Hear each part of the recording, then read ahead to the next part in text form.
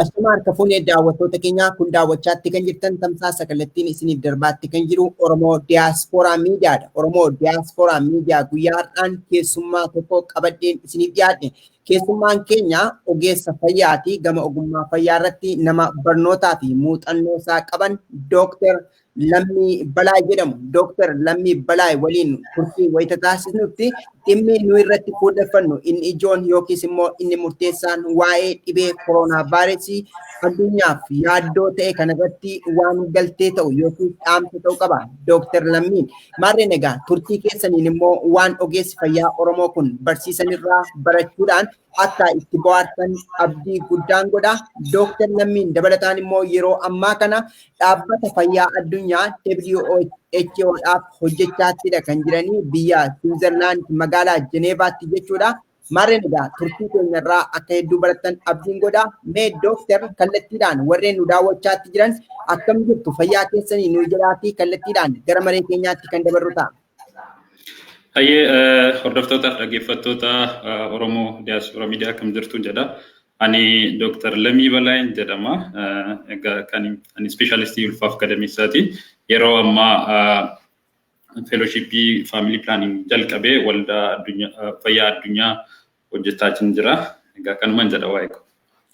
Haa ta'u Dooktar guddaa galatoomi. Maarreen daawwattoota keenyaa turtii har'aa Dooktar Lammii waliin taasisnuun Dooktar Lammiin egaa dargaggeessa waan ta'eedhaaf tarii yooman ati jedhellee na of kolchaan isiniin jedha. Jalqabumatti turtii keenya keessatti keessumaa koronaa vaayirasiin dhiibbaan inni namoota ulfata'anii keessumaa dubartoota ulfaa irratti dhiibbaa inni qabu namoonni kallattii garaadhaan kaasu. Isa kanarratti immoo Dooktar Lammii Balaay ispeeshaalistii gama sanaati waan ta'eef dhiibbaa koronaa vaayirasiin gama sanarratti qabu maal akka ta'e kallattiidhaan nuuf ibsa jechuudha.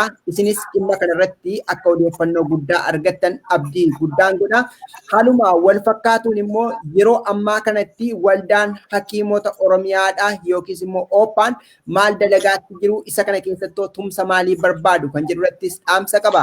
Dooktar Lammii Balaay maaliif warreen wixinee yaada kanaa dhiyeessan keessaa nama tokko Dooktar Lammii waan ta'eef sanarratti illee dhaamsa qaba. Haaluma wal fakkaatuun WHO'n yookiis waldaan dhaabbanni fayyaa addunyaadha maal dalagaatti jira isa jedhurattis waan tokko lama nuuf kaasaa. Turtiin keessan nu waliin haa ta'u an itichaa guddataati. Mee weelluu tokko waa'ee koronaa vaayirasii irratti dhaggeeffannee walitti deebinaa. Turtiin keessan nu waliin haa ta'u. Aya Studio.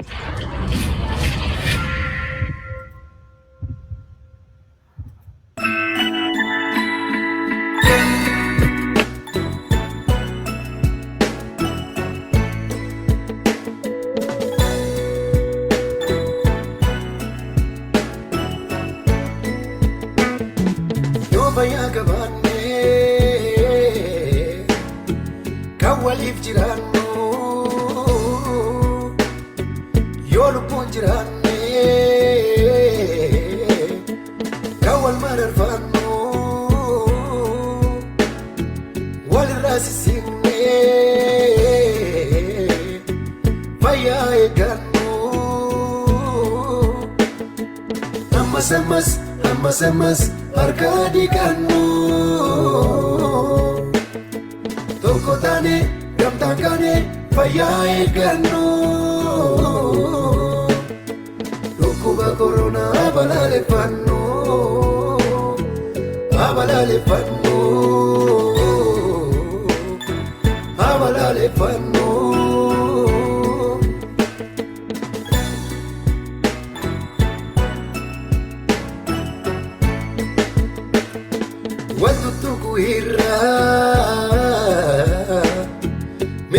kusannu bakka teenye kaanu addana bafannu fayyaa keenya chaala fayyaa eeggannu ammas daafnee harka diigannu corona abalalefannu gorso che ogeessa fayyaa mi'a qalbeeffannu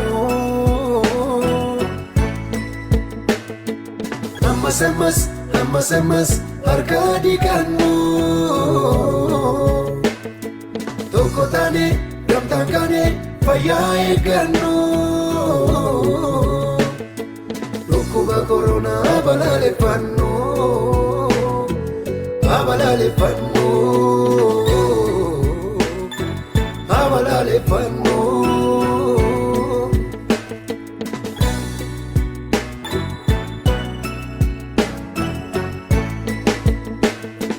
dallansuumatti uumaa kadhannu gara hin jabaattu kadhanneerra namnu adara uumaa koo sinkadda abbaa koo akka hin miidhamne sabni qulqulluun koo ammas harka dhiqannu tokko taane gamtaan kaane fayyaa eeggannu dhukkuba koronaa balaaleffannu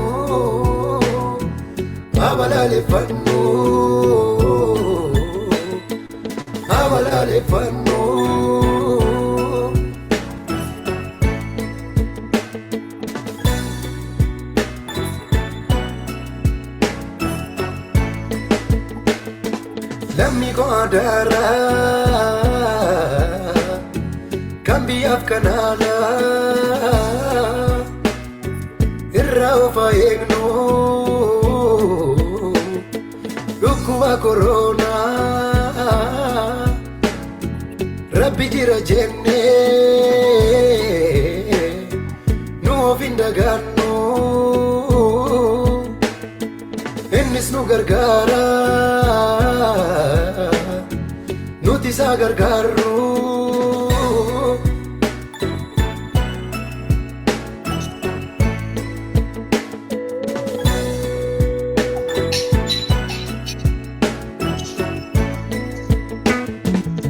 fayyaa qabaanne kan waliif jiraannu yoo lubbuun jiraanne kan wal mararfannu walirraa sissiqne fayyaa eeggannu ammas harka dhiqannu tokko taane gamtaan kaane fayyaa eeggannu dhukkuba koronaa balaaleffannu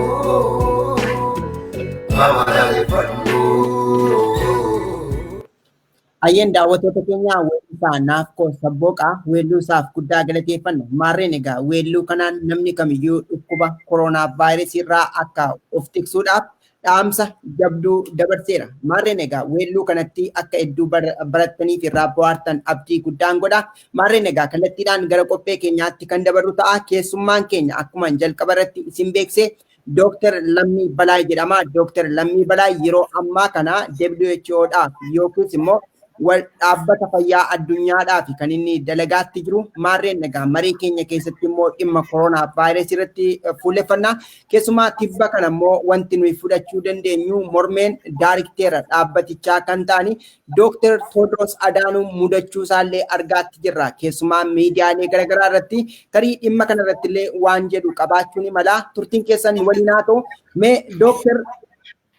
qabxii jalqabaarraa yogguu kaanu mee koronaa vaayirasii kana yeroo adda addaa keessummoota garaagaraa ogeessota fayyaa waliin koronaa vaayirasiin kun maali, mallattoonsaa akkamii yookiis immoo akkamitti daddarba kan jedhu yookiis talaallii maalii qaba kan jedhu yeroo adda addaa kaasneerra. Tarii Dooktar ati kallattiidhaan dhimma kana irratti waan jettu yoo qabaatte qabxiilee kana keessatti waanuma jeneraal ta'e xiqqoo ishee waa'ee koronaa vaayirasii kana akka galtee nuuf ta'utti nuuf kaasiiti kallattiidhaan gara maree keenyaatti dabarra gara fuulleffannoo keenyaatti jechuu kooti. Hayyee galatoomii ticha naaf yeroo keetii fi egaa akkuma ati jette waa'een vaayirasii kanaa waan hedduun jedhameera waan addunyaan guutuu odeessaa jira. Waan baay'ee nama rakkises addunyaarra faca'ee hedduu nama uummata addunyaa kana cinqaa jiru waan ta'eef nama hundumtuu hunda jechaa jira. Egaa akkuma jalqabaa jedhame vaayirasiin kun COVID-19 dhukkubni jedhamu vaayirasii SARS-CoV-2 jedhamuun kan daddarbu. Egaa haala daddarbisaas baay'inaan tuttuqaatiin akka ta'e deddeebi'ee himamaa jira. Qilleensa keessa vaayirasiin kun kan inni turuu danda'u sa'aatii 3 duwwaadha. Garuu qaamota adda addaa irratti yeroo dheeraaf akka turuu danda'u. Vaayirasiin kunis erga gara qaama keenya keessaa sunne qaama keenya kan inni seenuu danda'u karaa funyaanii, afaanii fi ija keenyaa mucoosalman bireekaa jedhaman kuni karaa isaanii salphaamaan gara qaama keenya keessatti kan seenuu danda'udha. Gara qaama keenya keessatti erga seenee booda egaa aluma seeneen takkaamaan gara dhukkubaatiin jijjiiramu. Isa kanaaf haga torbee yeroo baay'ee guyyaa 2 hanga 7 turuu danda'a. Garuu haga guyyaa 14tti kan jedhamu baay'inaan evidensiin ragaan jiru jechuudha. Garuu dhiyoo kana bakka adda addaatti egaa yeroo ammaa kana vaayirasiin kun haaraa waan ta'eef ragaan adda addaa bahaa jiru haga 7-3tti illee amalatuun argisiisiin turuu ni danda'a jedhu. Inni kunis ergee qaama keenya keessa seenee gara dhukkubaatti jijjiiramee vaayirasiin sun dhukkuba uumuuf yeroo itti fudhatu jechuudha. Erga egaa dhukkuba mallattoolee dhukkubaa argisiisuu keessatti hanga parsantii 80 akka ta'an namootni amala hedduutuun argisiisiin vaayirasiin kun kana daddabarsuu ni danda'u kan jedhamu yookaan callisee qufaama salphaa fakkaachuu danda'a yookaan mallattoo maayyuu argisiisuu danda'a jechuudha. Warri kaan haga parsantii 20 akka ta'an dhukkuba kana amala isaa irratti arguu ni dandeenya. Hospitaalas isaan kan barbaachisu ta'uu ni danda'a. Parsantii 5 hanga 10 akka ta'an sappoortii adda addaa kan akka oksijiinii isaan barbaachisu. Haga parsantii 5 akka ta'an immoo ICU galanii haala hargansuu isaanii sappoort godhamanii gargaaramanii harganuu waan danda'an ICU mechanical intubation fi mechanical ventilation isa jennu sana gargaarsa hargansuu kan isaan barbaachisu akka ta'e egaa amma ragaan kan jiru.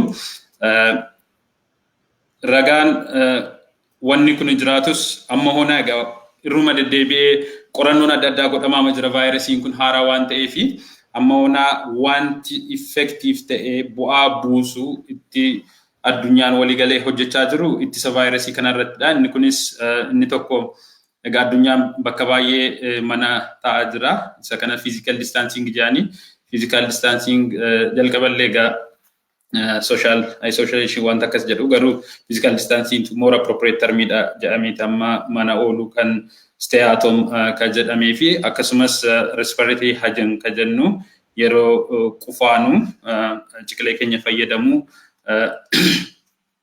akkasumas harka keenya yeroo yerootti dhiqachuu harka keenya dhiqachuuf saamunaaf bishaan fayyadamu yoo danda'ame yoo arganne immoo sanitaayizarii adda addaa fayyadamuu akka qabnudha. Kabiraan yoo amala dhukkuba kana qabaanne manaatii bahuu dhiisu yoo dirqama ta'e manaatii baane immoo golgaa afaanii huccuu adda addaa irraa hojjetame ta'uu danda'a. Yoo jiraate immoo face mask akkas fayyadamu akka barbaachisudha. Ragaan amma akka jiru jechuudha walumaa galatti. Haa ta'u Dooktar Guddaa Galatoomii jeneraal yookiis akka yaada goorootti wanta jiran nuuf kaasteetta garuu kallattiin gara fuulleffannoo keenyaatti kan dabarru akkuma itti kaasteeyyuu dhukkubni kun yookiis vaayirasiin kun yaaddoo guddaa ta'eedha kan inni jiru matumaa yoo fudhanne hanga ammaa kanatti jechuudha. Eebila 13 waytanuu tamsaasa kallattii jiru kanatti dhibeen kun namoota almost tokko qabxii 9 jechuun hin danda'ama. Dhibee kanaaf saaxilamaniiru akka addunyaatti. Kana keessaas egaa namoonni 400,000 ta'an immoo bayyaannachuu danda'aniiru. Vaayirasii kanarraa namoonni 100,000 ol ta'an immoo lubbuun isaanii gaaga'amuu danda'eera. As biyya nuyi jiraannu kana keessa biyya ni jiraadhu jechuu kooti Ameerikaa yoo fudhanne namoonni gara 500 ol rakkoo kanaaf saaxilamanii kana keessaa namoota 41 kan bayyaannachuu danda'anii namoonni 22,000 immoo lubbuun isaanii darbuu danda'eera. As Yemen jiru kana yoo fudhanne immoo namoonni 1,621 gammaatti dhibee kanaaf saaxilamaniiru. Namoonni 842 qofa kan rakkoo kanarraa bayyaannatanii namoonni 70 immoo lubbuudhaan darbuu danda'aniiru. Guyyuma kaleessaa yoo fudhanne magaalaan lakkoofsa Minneapolis kun lakkoofsa namoota dhibee kanaaf saaxilamanii guddaa galmeessite kunis 900 jechuudha guyyaadhaan kan argame. Kana fakkaata gabaasni akka addunyaatti jiru waanuma natti dhiyoo jiruun fudhadhe gara Oromiyaa yoo fudhannes egaa lakkoofsi kun har'a meeqarra ga'e jennu yoon dogongoruu baadde 91 irra ga'e laata doktor? Amma Itoophiyaa 74 har'a namni qorame qorannoo godhe naannoo 4,000 sana keessaa 74 positiividha. Kan dhibee kanarraa fayyan 14 gahaniiru. Critical yookaan kam hedduu dhukkubsatanii jiran hin jiranii. Namni 3 immoo lubbuun isaa darbeera akka Itoophiyaatti jechuudha. Tole egaa mee dhibeen kun yookiis immoo vaayirasiin kun yeroo adda addaa carraan inni haadharraa gara daa'imaatti yookiis haadha ulfa jirtu tokkotti darbuunsaa bal'aadha jedhama. Yooma dhibeen kun isaanitti darbe immoo carraan isaan ofirraa qolachuu kun illee baay'ee xiqqaadha kan jedhutu ka'a. Isa kanarratti immoo ati ogeessa waan ta'eef akkamii haalli dadarbinsa koronaa vaayirasii kun dubartii ulfaa walii wal qabatee maaltu jira? Dhaamsa maaliis qabda? Isa kanarratti dooktar.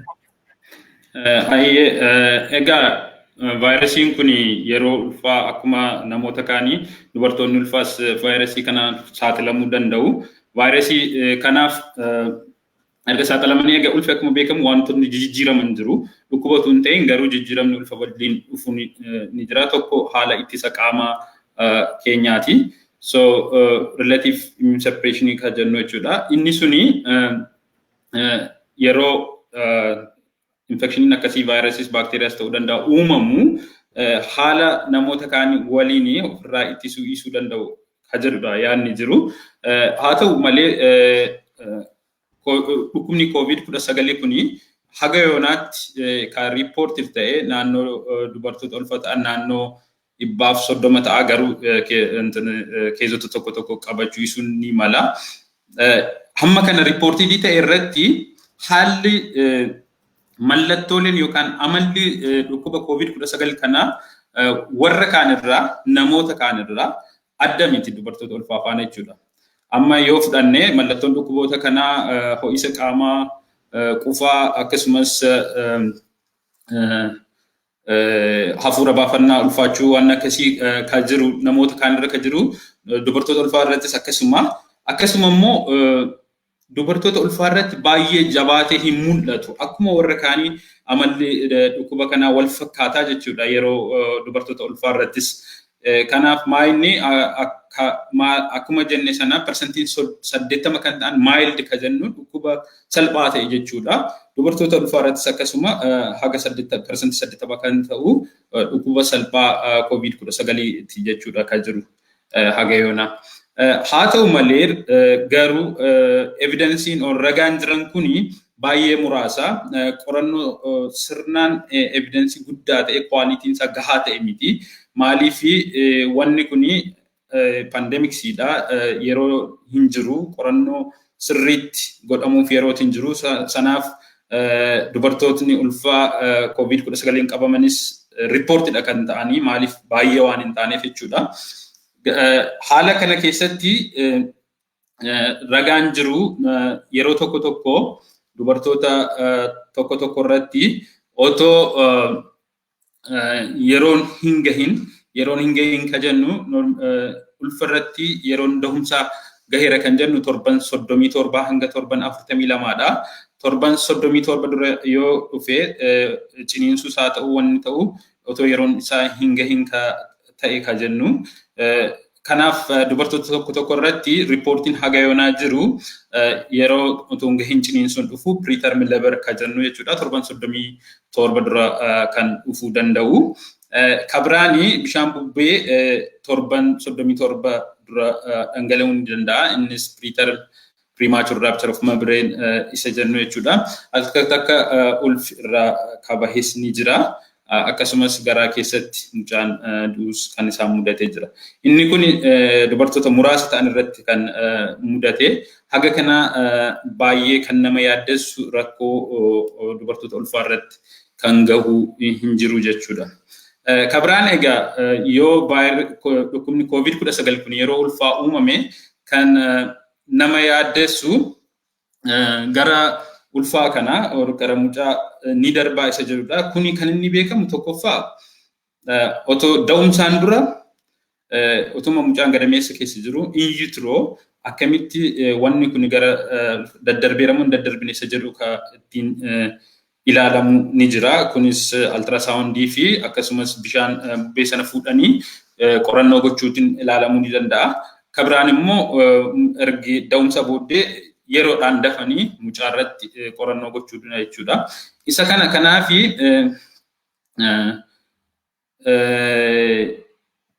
qorannoon hanga onaa mul'isu vertical transmission ka jennu mucaa yeroo ulfaa ka daddarbu jechuudha. Inni kun evidensiin ragaan hin jiru jechuudha. Ragaan vertical transmission gara mucaa daddarbu hin jiru jechuudha. Garuu maaltu jira ergi da'anii booddee ijoolleen tuttuqqii adda addaa fi daa'imni reef dhalatanii tuttuqqii adda addaa fi naannoo bakka da'umsaattis ta'uu danda'a, harmee isaanii faanas ta'uu danda'a. Yeroo sana gara mucaatti akka daddarbuu danda'udha. Ragaan ammoo onaa jiru jechuudha. Baay'inaan kan mul'isu malee yeroo ulfaa sana gara mucaa gadameessa keessa utuu hin dura kan daddarbu miti. Ragaan hanga onaa jiru jechuudha. Tole guddaa galatoomi Dooktar Ayyeen daawwattoota keenya daawwachaatti kan jirtan tamsaasa kallattiin isiniif darbaatti kan jiru Oromoo Diiyaaspooraa Miidiyaadha. Oromoo Diiyaaspooraa Miidiyaa guyyaa har'aan keessummaa tokko qabadheen isiniif dhiyaate keessummaan keenya ispeeshaalistii ulfaa fi gadameessaa kan ta'e Dooktar Lammii Balaay waliin yeroo ammaa kana immoo dhaabbata fayyaa addunyaa WHO keessatti hojjechaatti kan jiru haala addunyaaf yaaddoo ta'e yookiis immoo biyya lafaaf yaaddoo ta'e bu'uura godhachuudhaan dhaamsa qaba. Ogeessi fayyaa kun dhaamsa isaa akka hordoftan isin affeera. Mee Dooktar haasteetta garuu yeroo adda addaa namoonni ulfa ta'anii manneen yaalaa keessatti kan hin taajjabe saansiin isaa maal akka ta'e beekuu baadhuu fi sagalee qoota qulqulluu qabu. Kanaafan gaaffii gaafachuudhaaf qusachaa jira. Yogguu isaan kutaa jarreen kanaa seenanii yaaluurraa of qusatan nan arga. Maaliidhaaf inni kun jechuun ogeessota fayyaa neersii ta'anii yookiis immoo neersiin gassisaanti gargaartuu ta'anii kutaa namoonni warri COVID-19 kun keessa jiran kutaa ICUs ta'e yookiis immoo kutaa jarreen kanaa yogguu isaan seenanii hin argu bal'inaan. Inni kun maalirraa madde? Gaaffii kee ifa gochuuf jechuun hojjettoonni fayyaa gara namoota dhukkuba COVID-19 qaban seenuu baay'ee fedhiin qabanii warri ulfaa normaalii hundumtuu hin fedhanii inni jedhu warri ulfaa jechuudha. Warra ulfaa yaa. Okay. Wanni kun sirriidha. Gochuun isaanii sirriidhaan jedha. Maalni tokko kan advice godhamu dubartoota ulfa ta'anii wantoota dhukkuba COVID-19 of daddarbii vaayirasii sanaaf isaan saaxilu ofirraa dhorkuudha jechuudha. Ittisni inni guddaan ittisadha. Dubartoonni ulfaa immoo riskiin isaan qaban namoota kaanirra dabala jedhamee waan yaadamuu fi bakka akkasii namoota dhukkuba kana qaban iyyuu miti bakka waan akkasaniif isaan expose godhu isaan puusu akkasuma avoid gochuu dhorkuu qabu jechuudha. Tole kanaafii jechuudha icciitiinsa. Eeyyan akkas.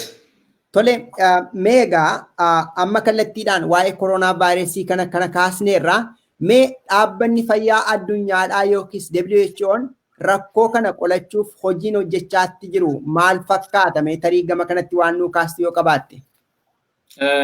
Okay, tarii garaachi deemuun dura asuma waa'ee dubartoota ulfaa fi daa'ima reef dhalatan irra wal qabsiiseetuun fixiin dura. So amalli dhukkuba sanaa yeroo ulfaa tokkumadha jenneerra wanti ta'uu qabu immoo akkuma atu jettee bakka namoota kanaa deemuu lixuu hin sodaatu jettee wanni suni sirrii madha ta'uu qaba. Kabiraani yeroo dubartoonni ulfaa yoo barbaachise malee hospitaala deemanii hospitaala adda addaa klinika adda addaa deemanii itti riskii akka kanaa fudhachuu dhiisuu qabu. Garuu hordoffiin ulfaa immoo itti fufuu qaba. Essential health service jedhanii jechuun kennisa fayyaa yeroo dhukkuba akkanaa yeroo pandemiksii akka kanaa dhaabachuu hin qabne jechuudha tajaajilli ulfaa. Tajaajilli ulfaa yeroo rakkinni akka kanaa uumamu dhaabachuu hin qabu. Garuu dubartoonni riskii qaban irratti hundoone haala itti isaan hordofan mijeessuun sirreessuun ni danda'ama. Tokko kan gochuun danda'amu telemedicine or bilbila arrange goone akka isaan itti bilbilaan marii waa'ee rakkina isaan qabanii waa'ee ulfa isaanii yeroo wanti tokko isaan mudatu amala itti mudatu hospitaalota faana akka isaan itti waliif bilbilanii odeeffannoo akkasii akka isaan argatan gochuun dirqamadha. Yoo amma biyya keessa fa'aa yeroo konkolaataan hin jiru namni hundumtuu mana ol waan akkasii ta'u amma wanti dhufaa jiru maayinni manatti dahuu rakkinni yoo uumames dhiigni yoo dhangala'es dhiibbaan dhiigaa waan akkasii ergi mudates mana turuu fi miidhamuutu dhufaa jira jechuudha. Kuni rakkina yeroo ittisa COVID-19 godhamu rakkina garbiraa triple bardanii ta'uu ni mala. Kanaaf uummannis kan beekuu qabu dubartoonni keenyas kan beekuu qabanii hordoffiin ulfaa yeroo pandemiikii kana sirriitti itti fufuu qaba. Odeeffannoo gahaa ta'e argachuu qabu. Hojjettoonni fayyaa keenyas isa kanarratti odeeffannoo gahaa ta'e kennuufii qabna jechuudha. Kabiraan wanti jijjiiramne normally yeroo da'umsaas COVID-19 dubartiin qabaattee fi haalli da'umsaa hin jijjiiramu. Garuu dubartoonni opereeshiniitiin dahuu danda'u akkasuma ciniinsifataniis dahuu danda'u. Isa kana kan murteessu haala kan jiran malee jijjiirama uumamu COVID-19 kanaan miti. Kabiraan yeroo hojjettoonni fayyaa yeroo dubartoota COVID-19 qabamanii take care godhanii yeroo da'umsaa jechuudha. Opereeshiniis ta'uu danda'a. Warra ciniinsifatanii dahaniis ta'uu danda'a. Yeroo kana personal protective equipment hunduma isaa for example face mask otoo hin ta'in N95 kan jedhamu sana fayyadamuu qabu. Full personal protective equipment jechuudha kan isaan fayyadamuu qabani. Sanis dabalatee ergi dahumsaan booddee immoo mucaa akkam gochuu qabu harma hoosisuu qabu immoo hin qabanii kan jedhudha gaaffii kabiraas yeroo baay'ee kaka'u. Dubartoonni COVID-19 qabanii ergi dahanii booddee mucaa isaanii harma hoosisuu ni danda'u. Evidensiin kun WHO'nis America Pediatric Academy'nis akkasumas CDC's partially fully recommend gochuu baatus garuu evidensii sana fayyadama. Xiqqoo individualize akka godhuudha recommendationiin isaa malee garuu organization gurguddoon jiranis harma hoosisuu akka qabanidha kan isaan recommend godhanii. Garuu kan ta'uu qabu yeroo harma hoosisanii of eeggannoo godhamuu qabantu jira. Of eeggannoon godhamuu qabu tokkumaa inni qulqullina harka isaanii eeggachuu qabanii. Kanaaf harma hoosisuun booddees harma hoosisuu duras sirriitti saamunaa fi bishaaniin dhiqachuu qabu jechuudha. Kabiraan face maskii or golga afaanii fayyadamuu qabu yeroo harma hoosisan jechuudha. Garuu takka dhukkubni kun namoota baay'ee irratti baay'ee ulfaatu jenneerra. Garuu dhukkuba ulfaataa isa critical or severe jennu sadarkaa sanarra yoo gahe garuu harma hoosisuun ulfaachuu danda'a. Isa sana yeroo waan akkasii uumamu harma hoosisuun yoo isaanitti ulfaate elmanii kaapitiin kennuufii ni danda'u jechuudha. Garuu yeroo kana goonu qulqullummaa isaa guutummaa guutuutti eegamuu qaba. Ogeessonni fayyaa naannoo sana jiranis sirriitti mariisisanii haala itti fufan haala itti yoo wanna garbiraa fayyadamuu barbaadanis haala itti fayyadaman qulqullummaa isaa eeganii barumsa gaarii kennuufiin barbaachisa jechuudha. Itti dabalumaaf jedheenitti jira. Guddaa galatoomi Dooktar egaa anillee kana keessa gaaffilee hedduun otoo jiru nan lufe garuu guddaa galatoomi qabxiilee murteessoo naaf kaaste. Haa ta'u garuu waan kaaste keessatti yoo fudhanne amma fakkeenyaadhaaf waa'ee mana yaalaa dhaquurraa hanga ta'e of qusatanii hordoffii isaanii gaggeessuu qabu. Kallattii teelemeetirii yookiis immoo gama viidiyoo garaagaraa fayyadamuu qabu kan jedhu kaasteetta. Biyya kanatti torbanuma dabarsine kana keessatti NBC News irratti waan akkasii hojjetee ture. Harmee tokkotu ofiidhaa ulfadhaa. Haaluma wal fakkaatuun immoo daa'immas qabdii dhimma daa'immanii keessa ta'ee waa'ee ishee kan isheen hordofaa jirtu FaceTime kan jedhuun biyya kanatti. Namoonni biyya keenyaa carraa akkasii hin qabani maal gochuu qabu haala akkasii kana keessatti jechuun mana yaalaa dhaquun dhibee biraafuu saaxilamuudha. Amma yoo fudhanne amma gara biyya Ameerikaa kana keessatti yeroo baay'ee namoonni yaalaaf gara hospitaalaa deeman lakkoofsaanii baay'ee xiqqaateera. Dookteruma isaaniitti viidiyoodhaan haasa'anii achumatti qorichi isaanii barbaachisu ajajamaa wanti gochuu qabu gorsa isaaniif kennamaa jechuudha. Biyya akka keenyaa kana keessatti rakkoo kana akkamiin furuun danda'ama? Tarii dookter waan rikemendi gootu yoo qabaatte. Sirriidha iticha biyya keenya keessatti wanti kun hedduu rakkisaadha. Miti teelemedisiidhaan akkasumaan yeroo kaanuu dubartoonni keenya manatti dahuu waan baay'een ergee irra gaheetii kan isaan gara hospitaalaa deeman baay'ee rakkisaadha. Contextualize goonee biyya keenya keessatti yeroo ilaallu. Garuu rakkina amma nu mudate kanaafi yeroo COVID-19 baay'ee rakkisaa jiru kanatti nam hundumtuu contribute gochuu qaba. Dursa immoo dubartoota ulfaaf kennanii tokkoffaa wanti gochuu qabnu marshalling the whole of the society kan jiru hundumaa haala itti odeeffannoo itti argatanii mijeessuun barbaachisaadha. Gara hospitaalaa deemanii riskii gara biraa akka COVID akka fudhanne gochuun gaariidha.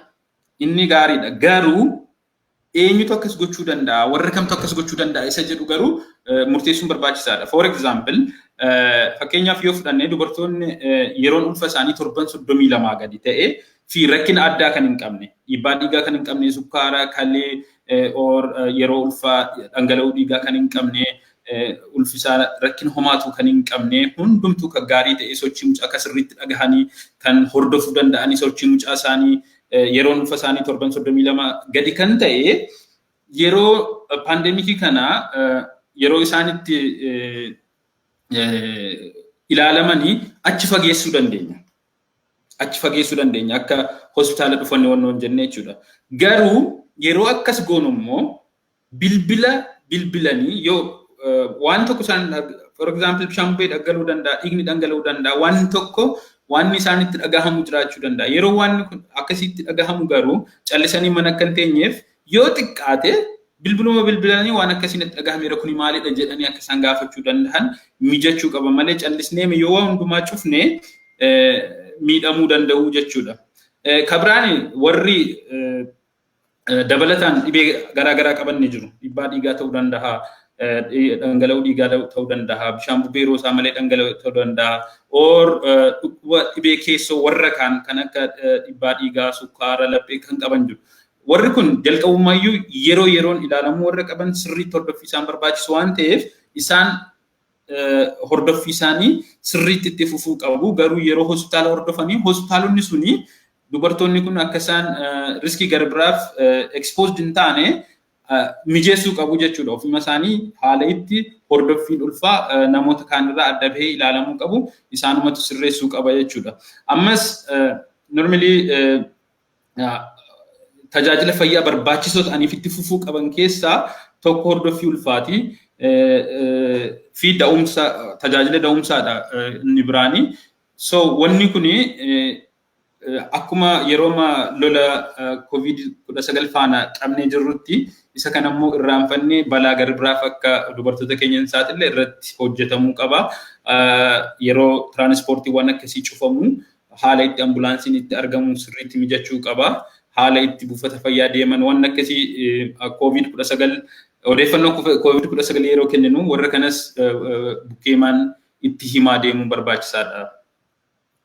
Haa ta'u dooktar egaa waa'ee dhimma dubartoota ulfaatti jiraniidhaa fi to'annoo yookiis immoo gorsa qabdan kallattiidhaan nuuf kaastaniitu mee kallattiidhaan egaa ammas gara WHO yookiis immoo dhaabbata fayyaa addunyaa keessa saba jirtuudhaaf rakkoo kana yookiis vaayirasii kana qolachuudhaaf dhaabbanni kun maal dalagaatti jira yeroo ammaa biyya nuyi jiraannu kana keessatti egaa komii gurguddoon isin qabaatti jira. pirezidaantii biyya Ameerikaa Doonaald Tiraamp tiikaasee hanga sadarkaa garagaraatti komeen garagaraa isin mudachaatti jira gama feesbuukiidhaanii gama tiwiiterii kallattiima sooshaal miidiyaa jiru hundumaadhaani mee rakkoo kana qolachuu fi akka dhaabbata keessanitti maaltu lallagamaa jira dooktar? Hayyee ulfaadhu iticha gama gara gaaffii warra Trump waan geessin malee I think WHO normally misunderstanding tokko jira kan hin dubbachuu barbaadu siyaasa COVID keessa galanii wannoo godhan illee ittiin seenuwanii inni abbaa qaba garuu misunderstanding tokko jira kan hin clear gochuu barbaadu jechuudha. Misunderstanding sun maayinni namoonni akka WHO dhimma biyya kaanii keessa seenii waa hunda gochuu danda'utti yaadu. Kanaafis komiin adda addaa sanarra darbee ufuu danda'a. Komiin qulqulluu ta'e komachuun kana gochuu qaba. Scientific ka ta'eef inni waa gaariidha. Isas diffandi gochuuf miti'anii. Garuu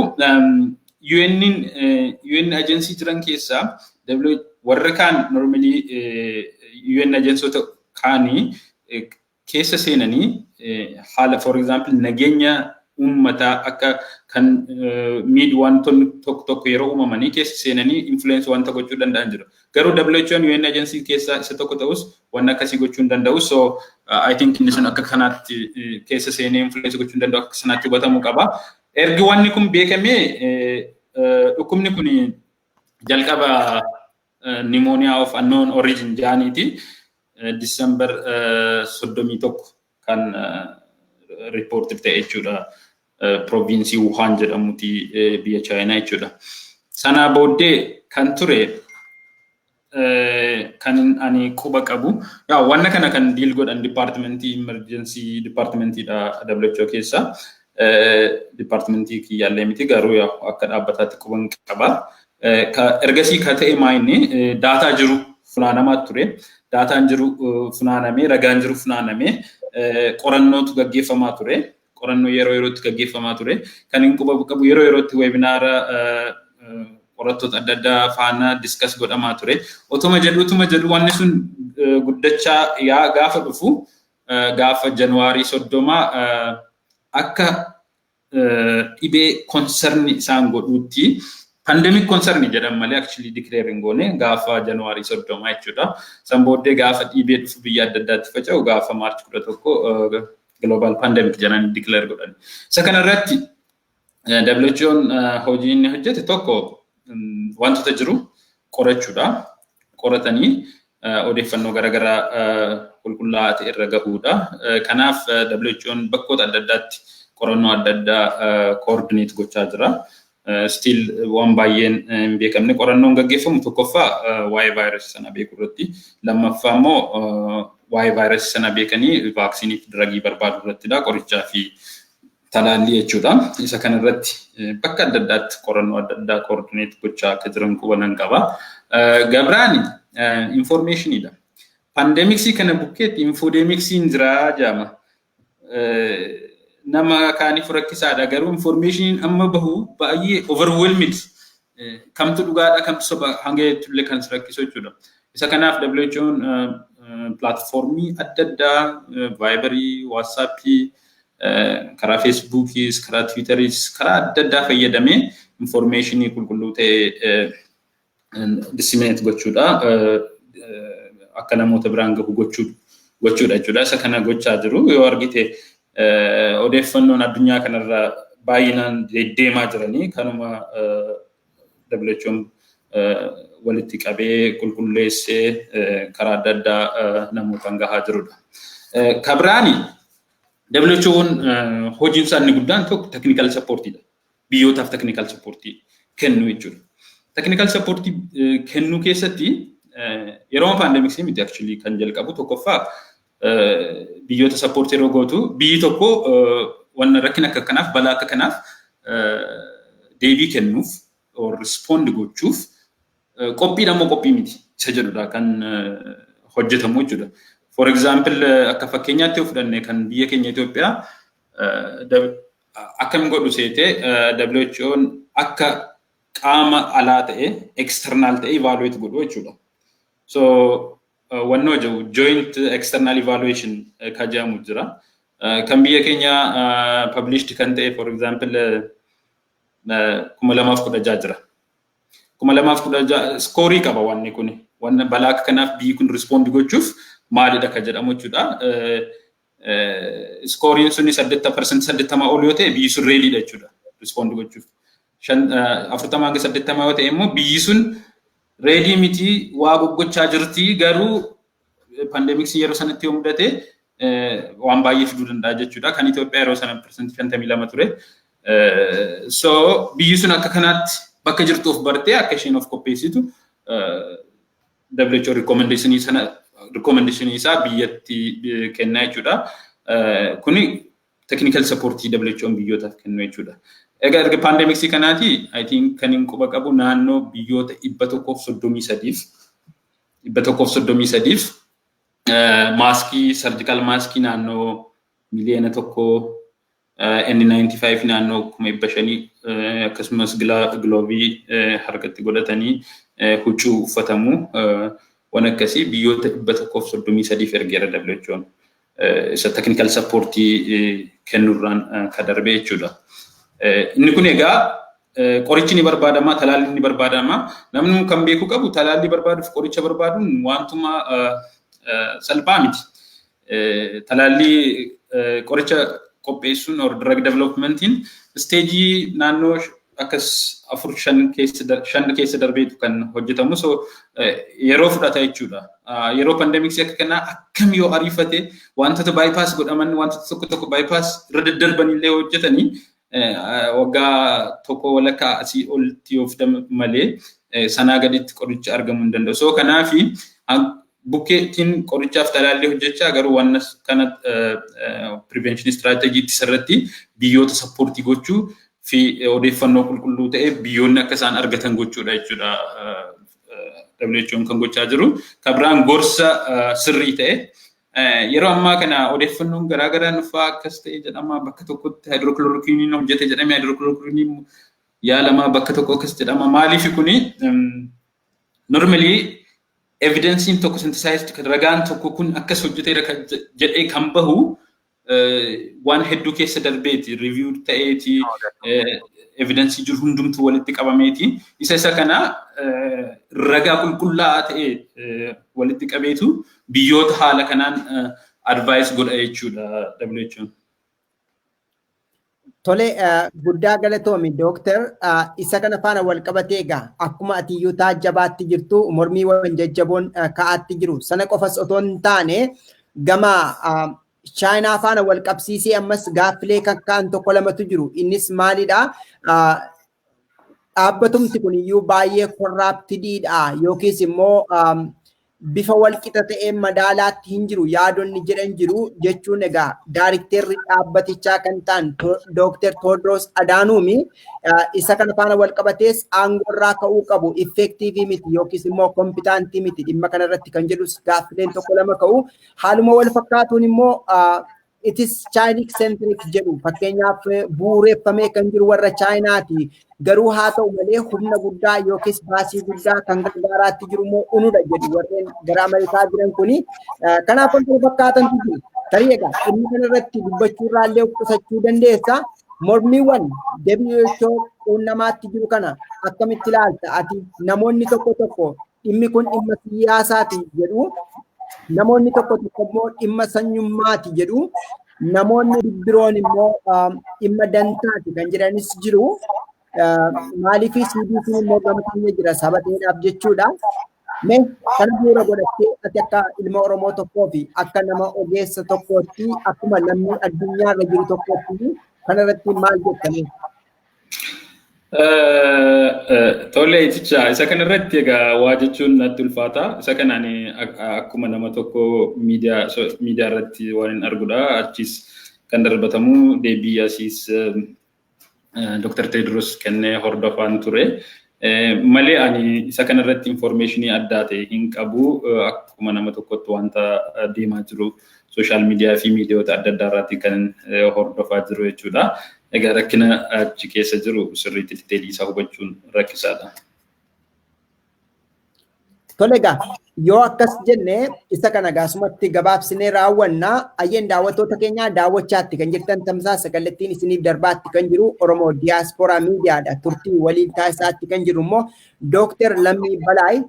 Lammii Balaay ispeeshaalistii dhimma ulfaa fi gadameessaati. Yeroo ammaa kanatti immoo dhaabbata fayyaa addunyaa Switzerland Geneevaatti kan inni dalagaatti jiru. Maarreen egaa turtii isa waliin taasisnuun immoo dhimma COVID-19 waliin wal qabsiisee dhiibbaa inni dubartoota ulfaarattis ta'e daa'imman irratti qabu irratti maali kan jedhu irratti ergaa jabduu nuuf dabarseera. Mee Dooktar amma immoo gama wannoottan si deebisa waldaa ogeeyyota yookiis immoo hakiimota Oromiyaa kan jedhu OPA namoota yaada kana wixinanii gara hojiitti kan keessaa ati nama tokko saba taateedhaafi mee carraa kanatti fayyadamtee biyya bakkee jirta. Namoonni biyya bakkee jiran kallattii kamiin isaan bira dhaabatanii akka tumsanii fi haaluma wal fakkaatuuniif immoo amma ati fageenya irrallee jirta sabateef OPA'n maal gochuu qaba jetteellee dhaamsa dabarsita ogeeyyota fayyaa kutaalee Oromiyaa bal'oo keessa jiranis ta'e biyya bakkee jiraniidhaaf. Hayyee iticha ulfaadhu yeroo waa'ee waldaa hakiimota Oromiyaa kaachistu hedduu natti tola. Ani waldaa hakiimota Oromiyaa akka obboleessa oora akka mucaatti ilaalamu akka hin beeku. Baay'ee jechuun yeroo rakkisaa ta'e keessatti yeroo baay'ee yaalamaa ture actually sana duraa dhaabuuf yaalamee ture. Garuu yeroo rakkisaa ta'e uummatni keenya naannoo Harargee yeroo naannoo Somaaliirraa buqqaan dirqama waldaa akkasii dhaabuun akka barbaachisaa ta'e namoota muraasa faana akka dhaabbatu murteessineeti kan nuti jalqabne dhumarratti egaa successful taane waldaan hakiimota Oromiyaa sadarkaa har'a jiru kanarra gahee jira. Isa kanaaf hakiimota keenya halkanii guyyaa akka asirra gahu hojjechaa turanii galatooma ulfaadhaan jedha. Egaa waldaan hakiimota Oromiyaa kan inni dhaabbate jalqabumaa qabee tokkoffaa tajaajila fayyaa qulqulluu ta'e uummata keenyaaf akka fooyya'uu fi tajaajilli fayyaa naannoo sana jiru hagam akka rakkisaa ta'e keessatti dhalanne keessatti guddanne immoo keessatti hojjenne waan ta'eef ni beekna. Inni sun uummata keenyaaf akka fooyya'uu fi kan qabsaa'u kan inni hojjetu. Lammaffaan hakiimotni keenya sadarkaa karaa adda addaa akka gargaaramanii fi isaan gargaaramanii uummata keenya tajaajiluu akka isaan danda'aniifidha kan inni dhaabbate. Egaa yeroo rakkina akkasii miti yeroo adda addaatti uummata keenya bukkee dhaabbachaa ture hojjechaa ture waldaan hakiimota Oromiyaa. Yeroo ammaa kana immoo waldoota adda addaa faana karaa dubartoota keenyaa waldaa addooyyee ni jira, Oromoo Relief Association ni jira, akkasumas Oromoo Professionals Network jedhaman jira. So isa kana faana walitti dhufuudhaan maal hojjechaa jiru? Tokkoffaa karaa miidiyaa adda addaa uummata keenya barsiisaa jiru.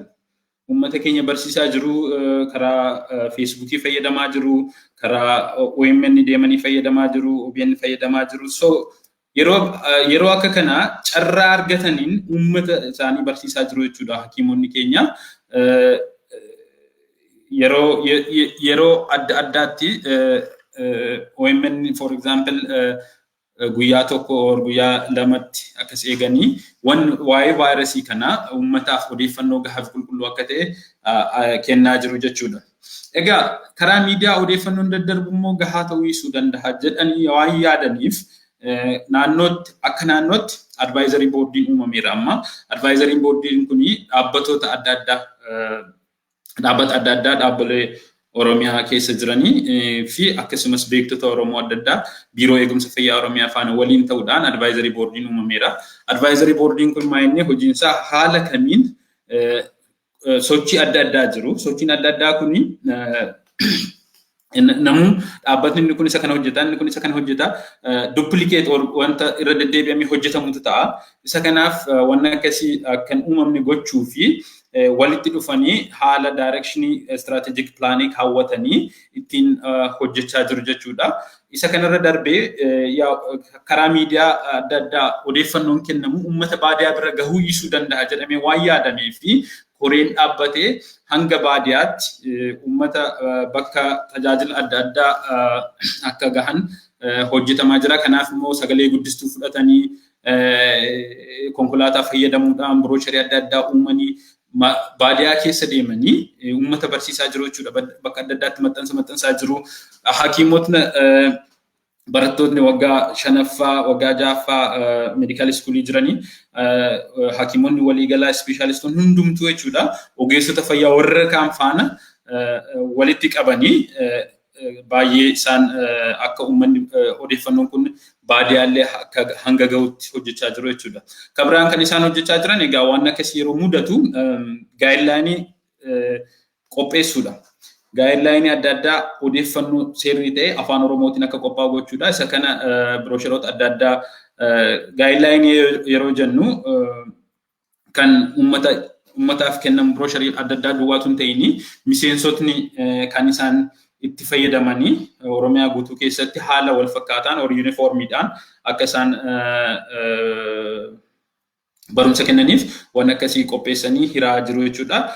Itti dabalatee egaa waraana COVID-19 faana godhamu kana irratti hojjettoonni fayyaa hakiimoonni ogeessonni fayyaa warra kaan duwwaan gahaa miti hundumtuu hirmaachuu waan qabuuf dargaggoota adda addaa walitti qabanii haala kana I think akka hamman odeeffannoo qabutti marsaa 2 leenjisaniiru naannoo namoota 40 leenjisanii bakka Oromiyaa garaagaraatti ergaa jiru jechuudha. Inni kunis uummata keessa seenanii akka isaan odeeffannoo argatan gochaa jiru jechuudha. Kabiraani egaa ogeessota keenya idil addunyaa faanas waldaa ogeeyyii Oromoo idil addunyaa faana baay'ee wal quba qabu, baay'ee waliin hojjechaa jiru. Isa kana hojii amma hojjetamaa jiru kana hojjechuuf qarshiin ni barbaachisa. Qarshii kana immoo haala itti gargaaraman mijeessuun egaa dirqama keenya uummata gara biyya alaa jiru kana akkasumas biyya keessa hirmaachuu qabu. Isa kana irratti waldaan ogeessota fayyaa Oromoo idil addunyaa baay'ee isaan faana akka walii galanii hojjechaa jiranii fi wal gargaaraa akka jiran quban qaba. Wanni kun jabaateetti fufuu qaban jedha. Maaliif yeroo hojii akka kana irratti hojjetan hanqinni jiraachuu malu tokkoffaa qarshii argatanii bakka barbaachisoo ta'e konkolaataaf ta'uu mala biroosharii kana piriintii gochuu ta'a.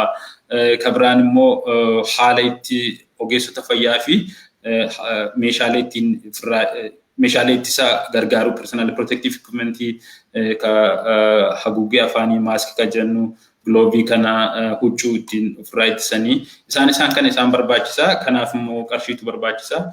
Isaan kana gargaaru. Kabiraan baay'ee amma yeroo kana bilbilaan illee isaan yeroo haasofsiistu baay'ee muddamanii jiru. Of kennanii tajaajilu asiif achi fiiguutu jira. Kanaaf odeeffannoo garaagaraa ta'ee karaa sooshaal miidiyaa adda addaa sirriitti yeroo matti ta'anii uummataaf wanna godhan harga dhaban gahaa jiru jechuudha. Isa kana immoo nuyi isaan faana koordineet goonee isaan gargaaraa akka hojjechuu qabnan jedha jecha. Galatoomi Dr. Lammii gaaffiif deebii keenya gara xumuruutti deemnaa. Isa dura garuu dhaamsa addaa yookiis ergaa addaa yoo qabaatte nuuf dhaami warreen nu daawwachaatti jiraniidhaa fi yeroo biroo garuu qophii biroodhaan walitti deebina. Keessumaa waa'ee dhimma da'umsaa waliin wal qabatee yeroo tokko yeroo ammaa kana akkuma tarsiimootti kan ilaalamaatti jiru iyyuu namoota opereeshinii gochuun yookiis immoo gama sarjariin baasuun tokko waan aadeffatame wayii tokkoyyuu fakkaata. Tarii dhimma sanarratti waan jettu yoo qabaatte asumaan hireessii kan kennaa. Yoo hin qabaanne garuu yeroo biraatti deebinaa. Anis deebisaa baay'ee jaljechuun qabu. Guutummaatti dhaamsa yookiis ergaa addaa yoo qabaatte garuu sanuma irratti naaf jedhiitii qophiif gaaffiif deebii keenya haa raawwannu. Hayyee egaa isa opereeshinii jette inni bal'aadha har'a waan fixuu miti. Garuu COVID-19 faana wal qabate dirqama opereeshinii kan barbaachisu hin jiru dubartoota ulfaa fi yeroo COVID-19 waan qabaniif duwwaa jechuudha. Garuu COVID-19 hin qabamanii COVID pneumonia akka jedhu